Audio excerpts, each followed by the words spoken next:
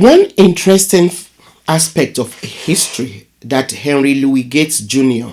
and others draw to our attention is the idea that Africa enjoyed a glorious golden age during the period when Europe was still struggling to survive the Middle Ages.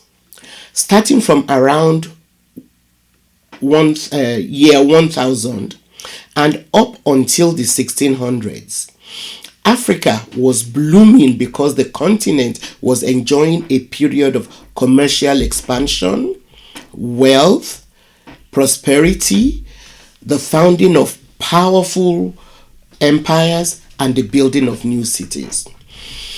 This episode will look at one of the earliest of the great sub-Saharan kingdoms.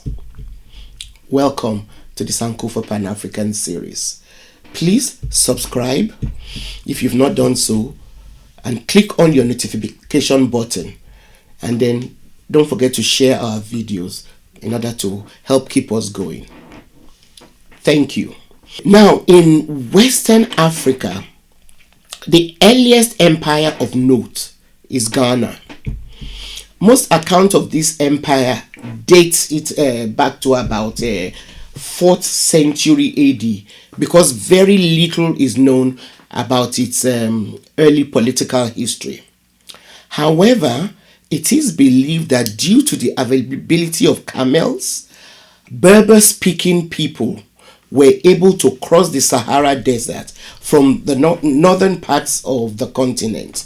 They traveled in caravans, following trade routes that were later described by Arabic writers, who recorded very minute details of the routes that they took.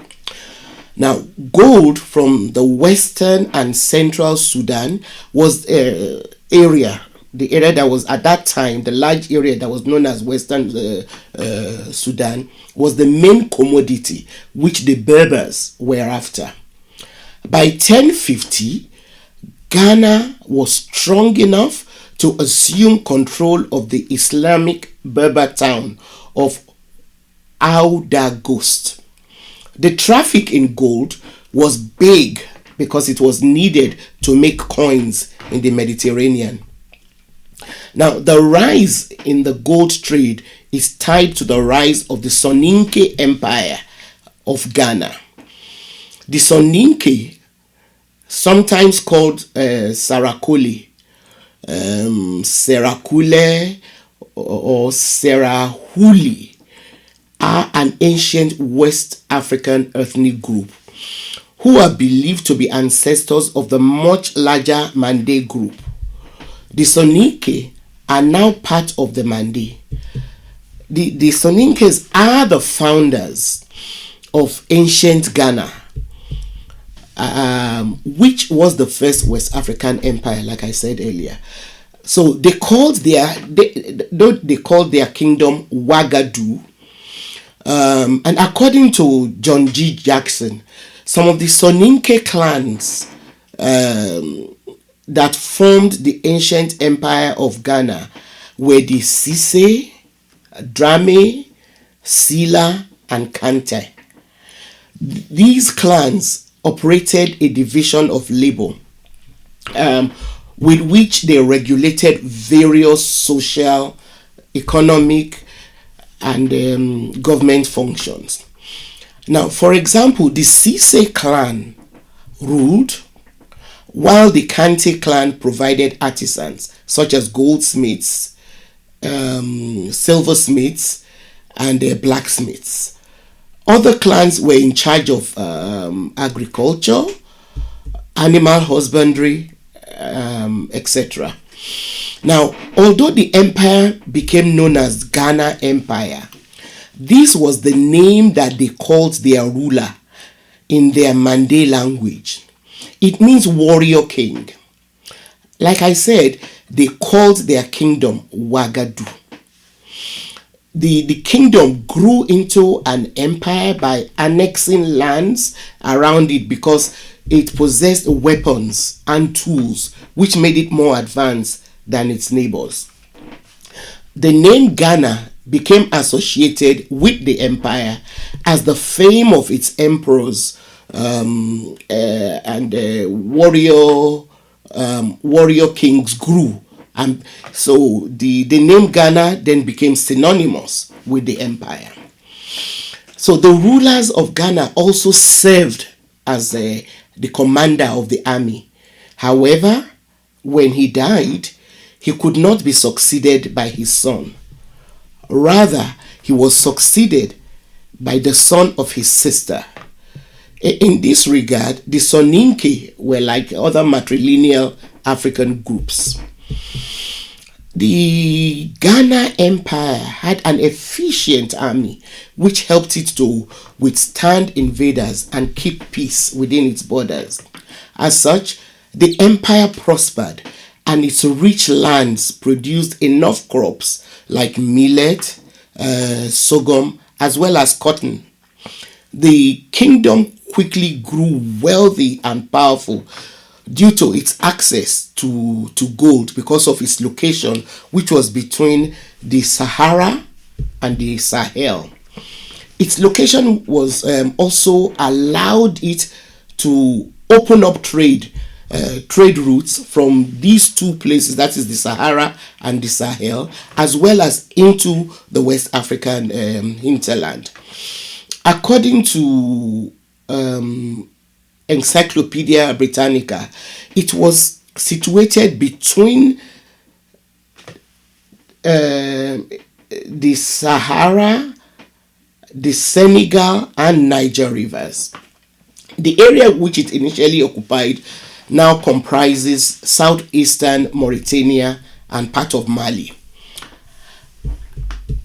At the height of its glory, the empire spread out to include modern-day Guinea and Senegal. It did not cover, ironically, it did not cover the area that now constitutes the country Ghana, which gained independence from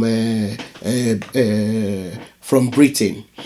Now, the Ghana Empire, the ancient Ghana Empire's prosperity was based primarily on its ability to install itself as a major trading point. Trading caravans from North Africa brought various commodities to exchange for metal artifacts, cotton cloth, and well-finished leather goods. Jackson illustrates how well established the production of these goods were in Ghana by pointing to the misnamed Moroccan leather, which was highly sought after by the Moors, but was actually made in this West African empire. And interestingly, the empire did not even produce the two most important commodities on which its wealth was based. Ghana's wealth came from serving as a major trading post for salt and gold, but it did not produce either of them. Kumbi, the capital of the empire, was located strategically enough so that traders from areas north of the Sahara Desert who had an abundance of salt could trade it there in Kumbi for gold from an area called Wangara, which had rich gold mines. The traders of the empire served as middlemen and paid taxes to the government for their trade. John G. Jackson also provides a very vivid and interesting account of the way this lucrative trade, which took the form of a silent or dumb barter, was conducted. According to him, North African merchants who had salt and other goods to trade for gold would go to the ancient empire of Ghana, and the traders from the empire who served as middlemen would escort them and their goods to a riverbank close to the gold mines. The exact location of the mines was a very shrewdly kept secret from the traders. When the Ghanaian middlemen arrived at the river bank with the North African traders, They would deposit the goods, and they had in individual heaps. Then drums would be beaten to inform the miners who had gold that they were ready to do business. The middlemen would then escort the North Africans away from the location. The people who had the gold to exchange for goods would then arrive and leave measures of gold that they thought were commensurate to the value of the heaps of goods that had of goods like salt that had been left behind. They also retreated after doing so. So the buyers and the owners of the gold never actually met face to face. The middlemen will then return with the owners of the salt and other goods to view the gold which had been left behind. If they were satisfied with the quantities of gold left, they would gather the gold, and drums would be beaten to indicate their acceptance, and also to let the gold merchants know that they should come for the goods. However, if they were not satisfied with the amount of gold, they would not touch it and would retreat again until the merchants brought more. Now, traders with all kinds of goods, including wheat, sheep, cattle, honey, various dried fruits, etc., brought them to Kumbi to exchange for gold. Kumbi, of course, like I said earlier, was the capital of the empire. There were also numerous shops from which craftsmen sold their wares in the markets of Kumbi. There were blacksmiths who made iron tools, weapons. There was gold, silver, and coppersmiths who made jewelry.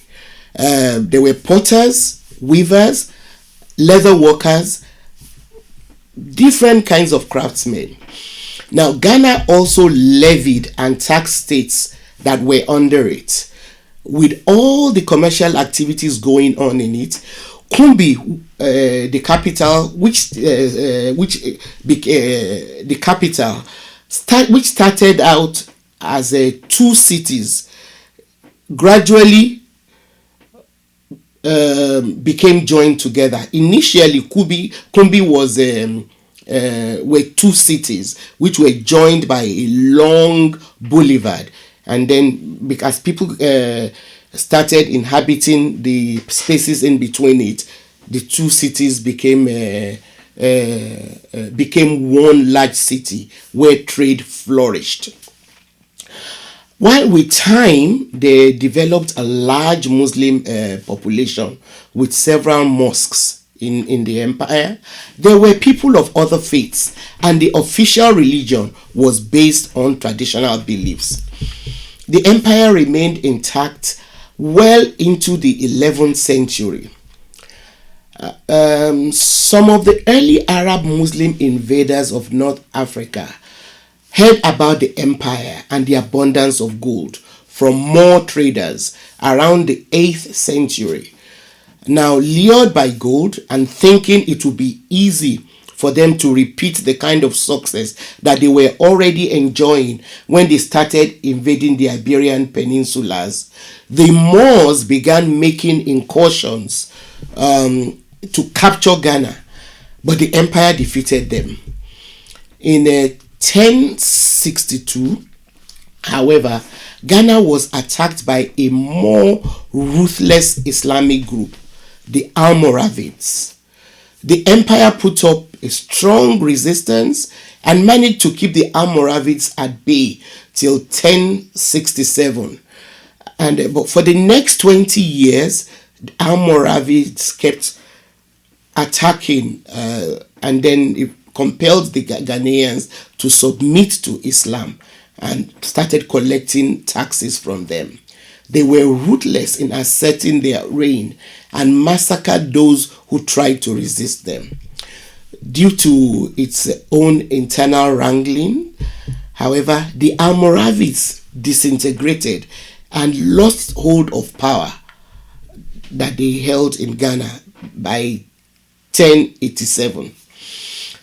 Now, a bit more about the Soninkes. The Soninkes tried to regroup and re-establish power over what was left of the kingdom. But then areas like Mali and Songhai, which had been under the Ghana Empire, declared themselves independence because by then Ghana had become weakened.